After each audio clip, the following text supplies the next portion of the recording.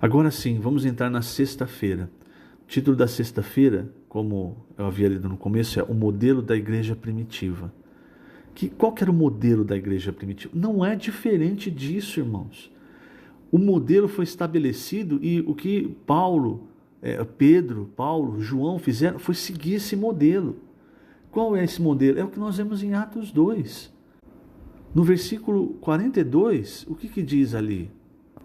A partir do versículo 41, ali fala que os que lhe aceitaram a palavra, olha só, então os que lhe aceitaram a palavra, está falando da palavra de Pedro, da palavra que Pedro pregava.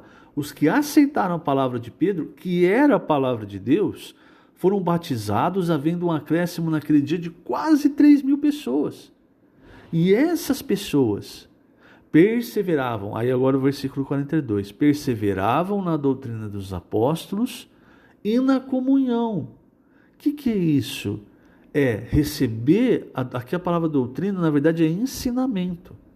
É receber o ensinamento dos apóstolos e ter comunhão a respeito desse ensinamento, que é exatamente o que nós temos ouvido, que é fazer a palavra circular entre nós.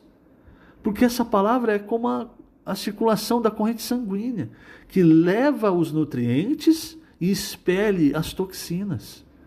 Então eles perseveravam. O que Mateus 24 diz? Aquele que perseverar até o fim. Não vai ser fácil. Não vai ser fácil. Aquele que perseverar até o fim será salvo. Essa não é salvação eterna, é o galardão do reino. Então hoje é hora para nós também perseverarmos no ensinamento dos apóstolos, naqueles que... E veja, irmãos, Deus em todas as épocas, Ele teve os seus enviados, aqueles que Ele escolheu para falar a palavra profética. E hoje, irmãos, nós temos também, e nós estamos no final dessa era, a palavra tem conduzido os trabalhadores da última hora para fechar a obra. E perseveravam na doutrina dos apóstolos, na comunhão, no partir do pão e nas orações. E aí o versículo 46, diariamente perseveravam unânimes no templo. Não tinha outro ensinamento, era unanimidade. Quando começa a entrar outras coisas, aí começa a gerar divisão. Diariamente perseveravam unânimes no templo, partiam pão de casa em casa e tomavam suas refeições com alegria e singeleza de coração, louvando a Deus e contando com a simpatia de todo o povo. Enquanto isso, acrescentava-lhes o Senhor, dia a dia, os que iam sendo salvos. Eu repito, irmão, se você parar para aprender a respeito da história da igreja, você vai ver que, principalmente após a reforma, vamos dizer assim, não é? Deus, quando ele começou a restaurar as verdades, Ele foi restaurando as verdades, não tudo de uma vez, porque Deus não faz tudo de uma vez. Pode reparar. Então Deus foi restaurando as verdades, uma a uma. Restaurou primeiro a verdade, talvez mais básica e mais importante, a salvação pela graça, pela fé. Por quê? Porque se você não usa fé, se você acha que é pelas suas obras, como antigamente, né, antes de Martinho Lutero, estava sendo ensinado, se você acha que é pelas obras, na verdade você está na lei. E a lei, ela não pode dar vida. Você segue na morte. Isso está lá em Gálatas 3. Agora, quando você usa a fé, aí você acessa o versículo de Pedro, que Deus nos tem dado todas as coisas que nos conduzem à vida e à piedade. Inclusive o versículo 4, que diz que Ele tem nos doado as suas grandiosas e preciosas promessas. Todas as promessas de Deus, irmãos, nós recebemos pela fé. Mesmo essa promessa do galardão, embora nós tenhamos que trabalhar, tenhamos que ter diligência, tudo vem pela fé. Porque se você não crê que o Senhor vai voltar e vai ser galardoador dos que o buscam, se você não tiver essa fé, você não trabalha hoje. Você não serve ao Senhor, você não nega a vida da alma, você não se preocupa com a palavra, você vai viver a sua vida. Então percebe? Tudo é pela fé.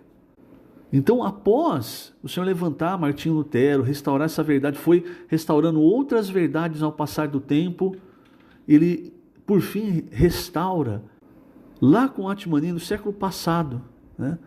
Ele restaura o viver da igreja, ele restaura a verdade a respeito da igreja, uma igreja em cada cidade. E hoje, irmãos, nós estamos fazendo o quê? Dando esse testemunho para todas as pessoas. O evangelho do reino é um evangelho de testemunho. E o que nós estamos fazendo é dando testemunho. E veja, irmãos, por essas verdades terem sido todas levantadas e reunidas, o Senhor, então, Ele pode dispensar a palavra profética, levantando pessoas para dispensar a palavra profética, que é a palavra, como o próprio Pedro diz, que vai guiar o povo de Deus nessas trevas desse mundo, que é como uma candeia, vai guiar o caminho para o reino. Essa palavra é o que Paulo disse para os coríntios. Os coríntios, eles tinham dificuldade, talvez não toda a igreja, mas alguns sim. Você percebe nas duas cartas de Paulo, principalmente na segunda carta. Eles tinham dificuldade de crer que Paulo era o apóstolo. E quando você não crê que Paulo é o apóstolo, você não crê na palavra de Paulo. E sendo a palavra de Paulo a palavra de Deus, essa palavra não opera em você, não produz nada. Aí, o que o apóstolo Paulo disse para eles em capítulo 2, versículo 4?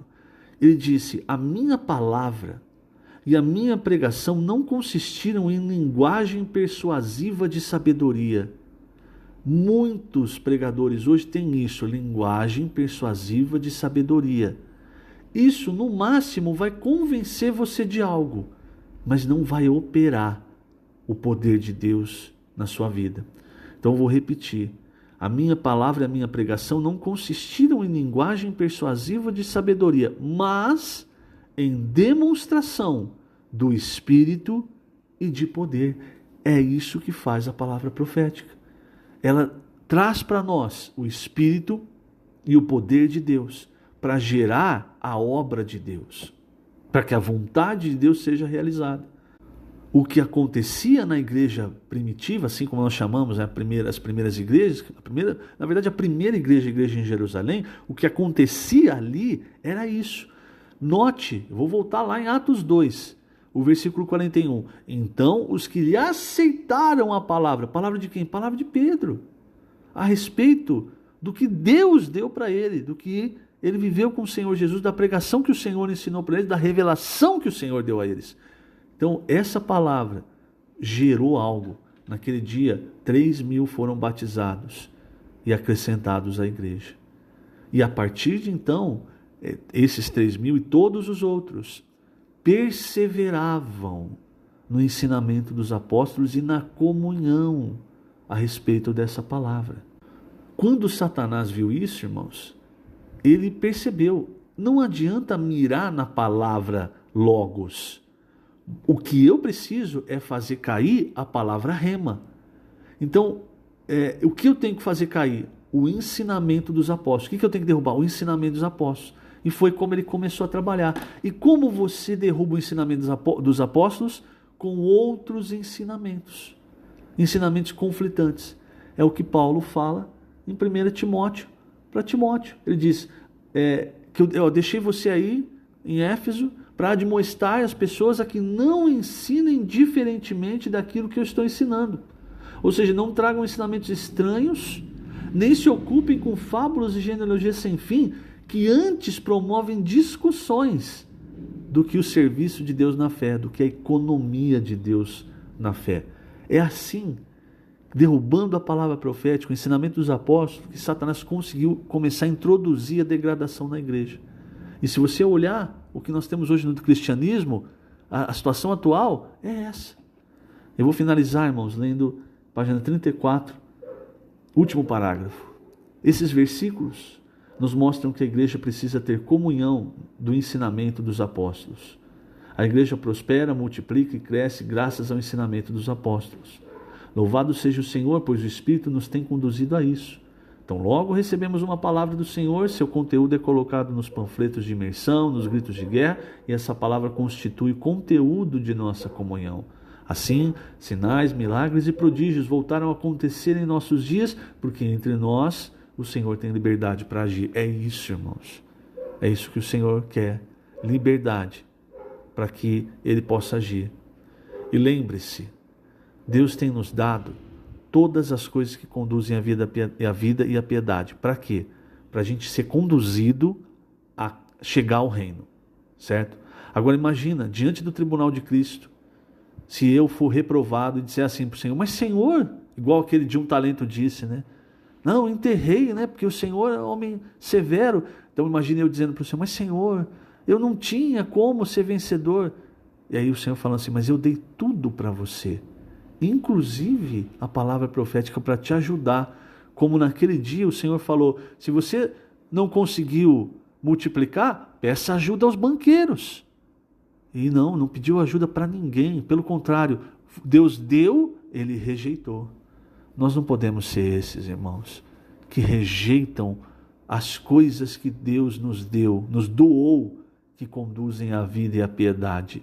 Não sejamos tais pessoas. Pelo contrário, vamos dar valor e usar essas ferramentas que o Senhor nos deu com fé para trabalhar nessa terra e gerar os frutos que Deus espera. Que o Senhor te abençoe grandemente nesse dia. Lembrando, estamos colocando essas gravações no canal do YouTube da Igreja em Ribeirão Preto. Jesus é o Senhor.